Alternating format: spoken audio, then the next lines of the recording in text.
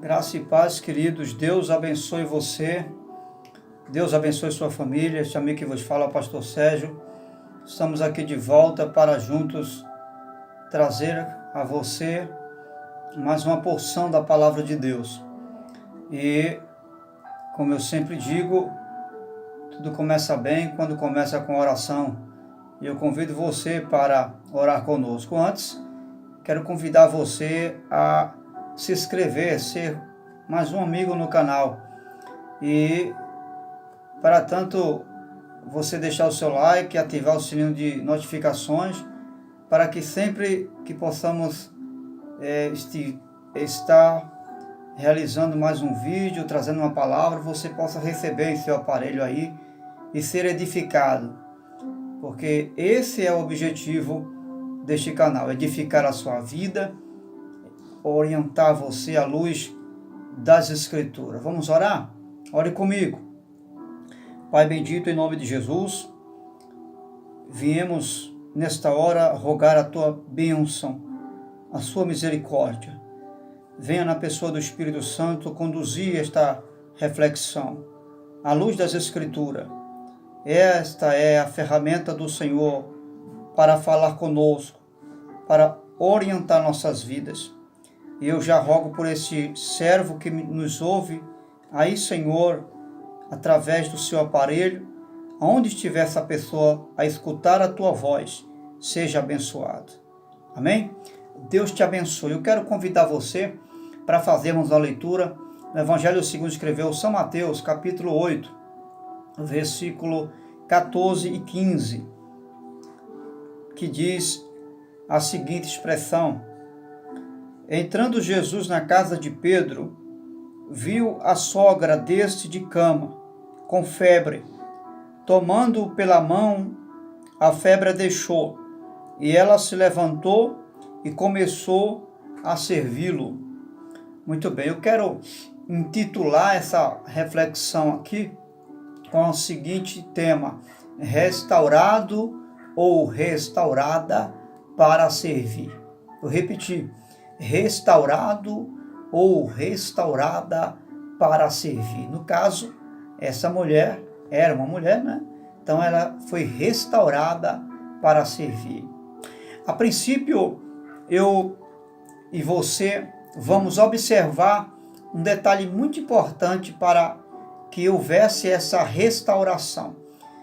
Em Marcos capítulo 1 e versículo 29, os discípulos, o texto vai dizer assim, que uns dos discípulos, né, que estavam com Jesus e foram à casa de Pedro, pediram a Jesus para ir à casa de Pedro. Eles pediram a Jesus, eles intercederam a Jesus pela sogra de Pedro. E isso vai nos dar uma direção a respeito da narrativa desse texto. Porque a cura dessa mulher não foi simplesmente por acontecer, algo que tinha que acontecer, não. A cura dessa mulher, ela teve o respaldo e a intercessão de pessoas que se colocaram no lugar dela. Existem milagres na nossa vida que vão ser resultados de pessoas que se colocaram na brecha para nos abençoar. E eu quero convidar você, desafiar você, a mim, a nós, a sermos canais de Deus para que milagres como este que aconteceu com a sogra de Pedro possa acontecer com outros também. Ainda que nós não venhamos a conhecer, mas se coloque como intercessor, porque foi para isso também que Deus nos chamou, para sermos intercessores. Então esse princípio estabelecido aqui na narrativa desse texto que lemos é algo fundamental para o milagre. A intercessão. Quem sabe está faltando intercessão para um milagre acontecer na sua vida. Seja um intercedor. Interceda. Peça a Deus por alguém. E peça distintamente, sem fazer acepção de pessoas, incondicionalmente, não importa quem seja essa pessoa. Rogue a Deus por ela. Mateus capítulo 8, versículo 14, nós vamos encontrar a narrativa onde fala que a sogra de Pedro, um dos discípulos de Jesus, estava enferma. E a sogra de Pedro estava doente. Nós vamos observar que ela estava enferma. O texto vai deixar bem claro isso. E estava com febre. O texto vai dizer bem claro que ela estava com febre. E ela estava com febre, mas ela não estava desalientada das coisas. Ela estava em sua sã consciência. E eu quero acreditar que à luz dessa sã consciência que ela se encontrava, porque as Escrituras não vai dizer que ela estava dormindo. A Bíblia não diz que ela estava desmaiada ou fora de si.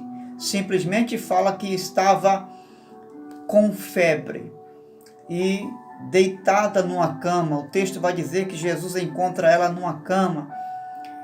Mas se ela estava em sã consciência, isso vai nos levar a entender a seguinte verdade, que ela tinha a consciência, a precisão, que mesmo estando enferma e com febre limitada, porque não podia servir, não podia fazer nada, ela tinha a consciência, a certeza que em algum momento Jesus iria chegar e ia curar ela daquela enfermidade.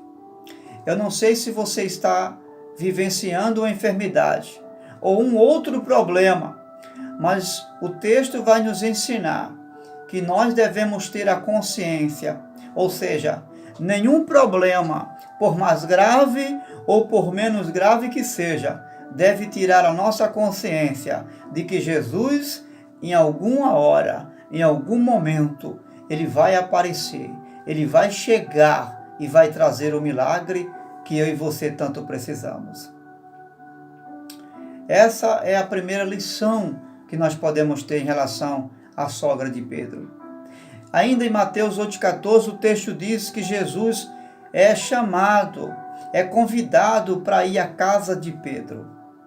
Veja, aqui nós aprendemos 3 lições importantes. Primeiro, é que Jesus vai à casa de Pedro porque ele é convidado. Jesus, ele poderia, quem sabe, até estar sabendo da situação da sogra de Pedro, mas ele espera ser convidado, ele espera ser chamado por alguém para chegar e ir à casa de Pedro. Essa lição vai nos ensinar que mesmo Deus, sabendo da minha situação, da sua situação, ele está desejando ser buscado por mim e por você. Está desejando que você o chame, que você apele por ele, que você invoque por ele. Não basta apenas chorar, não basta apenas lamentar. Você precisa chamar por Jesus. Você precisa invocar o seu nome e dizê-lo: vem, Senhor, vem, entra na minha casa. A segunda lição é que ao chegar na casa, ele não invade a casa de Pedro. Alguém, como um convidado, tem que abrir a porta para Jesus entrar. E ele entra. Eu não sei qual é a porta que você precisa abrir para Jesus entrar. Mas existe um princípio. Ao Jesus chegar na casa, ele precisa entrar na casa. E toda casa você sabe que tem uma porta. Você já chamou Jesus? Eu quero dizer que ele já chegou aí. Mas ele precisa entrar. Certa feita, Jesus disse: eis que estou à porta e bato. Se alguém abrir e ouvir a minha voz e abrir a porta, eu entrarei, cearei com ele e ele comigo. Veja, Jesus tem o desejo de entrar na casa, mas você e eu precisamos abrir a porta. Abra a porta do seu coração, Abra a porta da sua vida. Não apenas algumas áreas que Ele quer alcançar, mas Ele quer encontrar espaço em todas as áreas da sua casa. Casa aqui é a figura da sua e da minha vida. É uma linguagem figurada que eu posso usar aqui agora como se fosse a sua vida. A porta é a porta do seu coração. A porta da sua vida. Deixa Jesus entrar. O texto vai dizer que ao chegar e entrar na casa, Pedro não diz o que Jesus tem que fazer. O texto não vai falar que Pedro fica dizendo, olha Jesus, cura ela. Não. Simplesmente Jesus entra e ele opera o milagre, porque ele sabe o que fazer. Simplesmente Jesus quer que você o clame e permita que ele entre na sua casa. Não precisa você dizer o que Jesus tem que fazer, porque ele sabe o que tem que fazer. A única coisa que ele quer que você faça é que você o convide e permita que ele entre na sua casa. Porque ele já sabe quem é você. Ele já sabe quem é você e o que você está enfrentando. A situação que você se encontra. Em Mateus capítulo 8, versículo 14 ainda, quando Jesus entra na casa, a primeira coisa que o texto vai dizer que Jesus faz é ver a sogra de Pedro numa cama. Com febre, ele vê. Nós não sabemos quanto tempo Jesus ficou olhando a sogra de Pedro. Ele fica observando como se fosse um médico, se preparando, tentando diagnosticar qual é o problema dela. Mas ele já sabe qual é o problema. E ele fica olhando, ele fica observando. Escute, há um Provérbios que diz a seguinte expressão: o olhar do Senhor precede a sua face, ou seja, vai antes da sua face. A expressão face na Bíblia fala de justiça, porque a face do Senhor revela a sua justiça. E a expressão olhar nas Escrituras de Jesus fala de compaixão, fala de misericórdia. Ou seja, antes de Jesus fazer alguma coisa na minha vida, realizar algum ato no meu viver, antes dele manifestar algo, ele primeiro me olha. Ele primeiro enxerga a minha vida. Lembra quando ele ressuscita o filho da viúva de Naim? A Bíblia diz que ele vê a viúva na entrada da cidade. E ao ver ela, ele não faz nenhum julgamento. Pelo contrário, a Bíblia diz que ele tem compaixão dela. O seu olhar vai como um olhar de compaixão. Quando Jesus é preso, está sendo entregue ao sinédrio, e ele sai para ser preso e no outro dia ser crucificado, a Bíblia diz que ao sair dali, Jesus vê Pedro e os seus olhos são fitados nos olhos de Pedro. Mas Jesus não olha com olhar de acusação. Jesus não olha para condenar Pedro. Jesus olha com olhar de amor e de misericórdia, embora Pedro naquela hora não entende a mensagem do olhar de Jesus.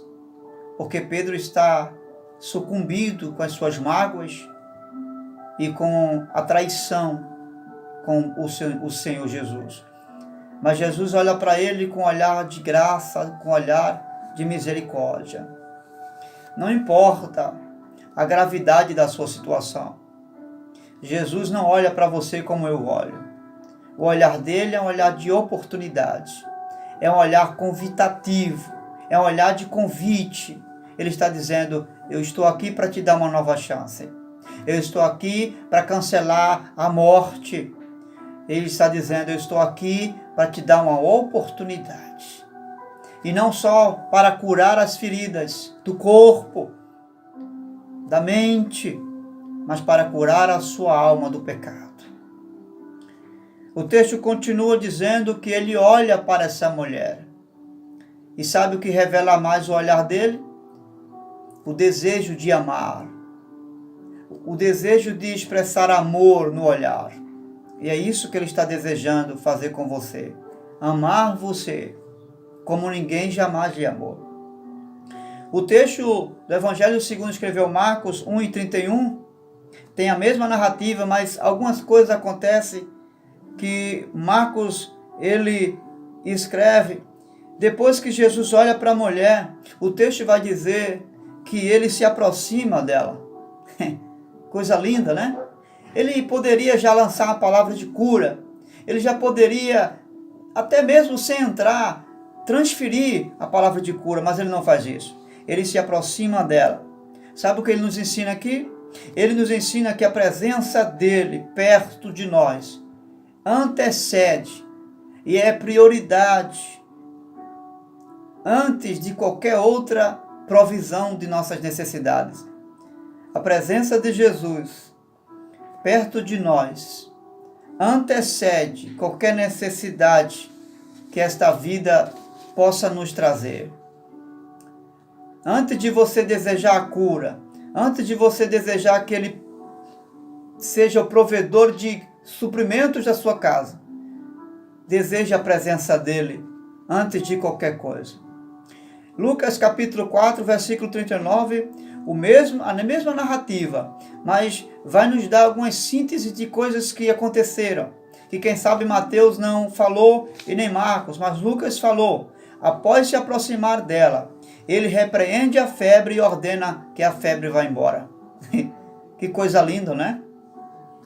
Em Marcos capítulo 1, versículo 31, diz que tomando pela mão, ajudou ela a levantar-se. Jesus nos ensina duas coisas aqui. Primeira coisa, ele pega nas mãos da mulher. Nesse gesto, ele nos ensina que devemos estar ligados a ele. Ele está nos ensinando que o que antecede a cura ou qualquer outra provisão é estar ligado à sua palavra, é estar ligado aos seus ensinos. Essa ligação não pode deixar de existir entre nós e o nosso Jesus. Por quê? Porque nós precisamos ser tão íntimos dele. Se nós formos íntimos dele, independente da situação que vivermos, nós vamos ter a condição de sentir ele apenas no seu toque.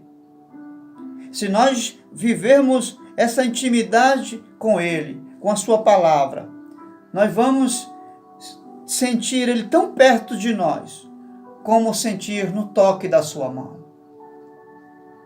É isso que ele deseja para mim e para você. Ter essa relação de intimidade. Antes de qualquer cura. Ele repreende a febre. O texto diz que ele repreende a febre e ordena que a febre vá embora. O que ele nos ensina aqui? Ele nos ensina que mesmo estando em nossa casa, mesmo estando perto de nós, mesmo nos vendo, mesmo que sejamos íntimos dele, nós precisamos usar de autoridade da palavra dele, que está em nós, se nós quisermos vencer o mal. Você quer vencer o mal? Você tem que usar de autoridade da palavra que já está dentro de você para vencer o mal. As Escrituras nos diz que Jesus não repreende demônios. A Bíblia vai ser bem clara que ele repreende e manda embora uma febre. Escute, Jesus está nos ensinando que nós precisamos discernir o gênero do problema que está diante de nós. Precisamos saber qual é o problema, a ordem do problema, qual é o gênero. Se é físico, se é psicológico, emocional, espiritual. Qual é o seu problema? Você precisa discernir qual é o problema, para não estar falando asneiras e lutando com aquilo que você desconhece. Você precisa conhecer não só o terreno do inimigo, mas conhecer o inimigo para vencer o inimigo. Em Mateus capítulo 8, verso 15, diz que quando Jesus a cura, ela levantou-se e começou a servi-los. Escute, ela só passou a servir Jesus depois que foi curada. Tem muita gente que está servindo a Jesus, mas está servindo mal a Jesus. Sabe por quê? Porque está doente. Quem está doente não tem condições de fazer nada e tampouco de servir e de servir bem. Por quê? Porque está servindo doente. Que doença é essa? Pode ser uma mágoa. Possa ser que você esteja servindo mal porque está com mágoa, está irado, está decepcionado, está desiludido, está sem a alegria do Espírito Santo. Você não está sentindo paz no serviço.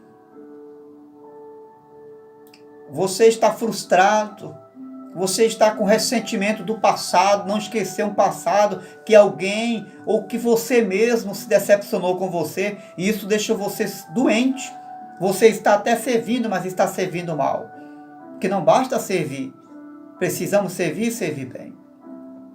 E quem sabe você está perguntando agora, pastor, o que eu preciso fazer à luz dessa narrativa do texto para ser curada e servir a Jesus? Vou lhe dar alguns requisitos aqui que poderão ajudar você e a mim a ser curado e servir a Jesus e servir bem. A primeira coisa é ter consciência que você precisa ser curada e que somente Jesus pode curar. Você tem essa consciência? Esse é o princípio para ser curado. Você ter a consciência, a humildade de reconhecer que precisa ser curada. E precisa ser curado por Jesus. Em segundo lugar, você precisa chamar Jesus. Para quê? Para ele entrar na sua casa. E não apenas para ser curada por ele. No físico, ou seja lá qual área for. Mas para ter uma vida de intimidade com ele. Em terceiro lugar, você precisa deixar que Jesus decida o que ele quer fazer na sua casa, que é a sua vida. Não chame Jesus simplesmente para ditar as regras para ele e dizer o que ele tem que fazer. Convide Jesus para entrar na sua casa e deixe que ele decida o que ele tem que fazer, porque ele sabe o que tem que fazer. Em quarto lugar, quando Jesus entra na casa, entrar na casa que é a sua vida, deixe o seu olhar penetrar seu ser. Não esconda nada dele. Não esconda nenhuma dor, nenhuma frustração. Permita que ele ame você. Rasgue o seu coração. Deixe que ele sonde o seu interior. Revele-se para ele. Não esconda nada do seu Senhor. Em quinto lugar, busque se aproximar de Jesus, de sorte que a presença dele possa anteceder qualquer necessidade que possa existir na sua vida. Em outras palavras, deseje a presença dele mais do que qualquer outra necessidade suprida na sua vida. Deseje a presença de Jesus. Em sexto lugar, procure ser íntimo de Jesus, a ponto de ser sensível à sua voz, a ponto de você ser sensível à sua presença, a ponto de você senti-lo quando tocar você. Seja sensível aos seus ensinos, seja sensível ao que ele quer para você. Em sexto lugar, busque colocar em prática a palavra a ponto de você usar a autoridade para vencer qualquer que for a ordem ou o gênero dos problemas que venham a surgir. Somente a prática da palavra pode dar a você autoridade para repreender toda e qualquer problema que existir, não importa o gênero do problema. Sétimo lugar, substitua os sentimentos do diabo pelos sentimentos de Deus. 1 Pedro capítulo 2, versículo 1 vai dizer: despojai-vos de quê? Da cólera, da ira, da maledicência, de tudo aquilo que bloqueia você com Deus, que bloqueia você com a cura, que bloqueia você da restauração de Jesus. As Escrituras dizem que após ser curada, então, a mulher passou a servir Jesus. Você quer servir Jesus? Permita que ele cure você. Seja restaurado nesta hora. Eu declaro restauração sobre você. Restauração em todas as áreas. em nome de Jesus.